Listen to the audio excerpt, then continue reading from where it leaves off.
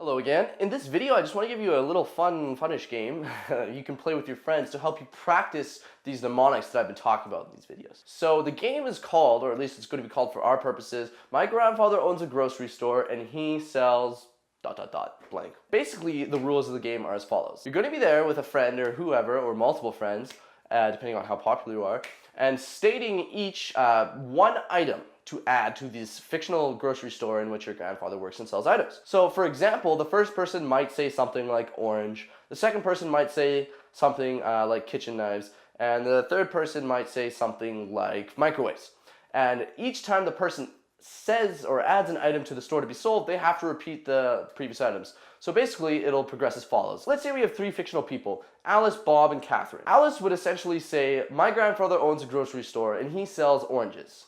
Bob would then say, my grandfather owns a grocery store and he sells oranges and kitchen knives. And Catherine would then say, my grandfather owns a grocery store and he sells oranges and kitchen knives and microwaves.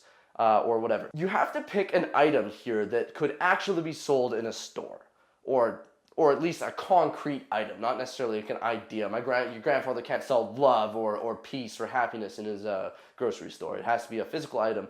And the reason for this is because we're going to apply it to a mnemonic, and you have to be able to sort of use some concrete imagery for it. So here, let's use the link method as an example. And if you don't know the link method of memory, you can check out my video here dedicated to the link method of memory. But basically what we're going to do is we're going to make an association between each item added to the list and the previous item on the list. So again, starting off with our example with Alice, she would say oranges. So not so much Alice has to do on the far side. She could imagine herself holding an orange or something to link it to herself, but Alice doesn't really have to do anything for the first one.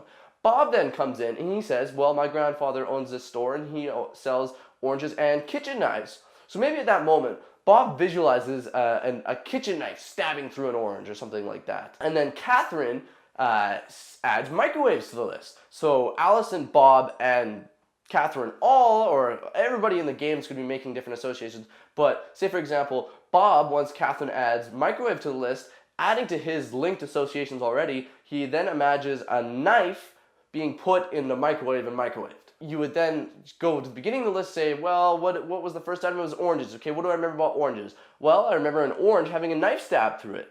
Okay, what else do I remember about knives? Well, I remember a knife being put in the microwave, so there you go. You have orange, kitchen knives, microwaves. It's important to note here that, again, the more ridiculous the associations you make between these items, the easier it will be for you to remember.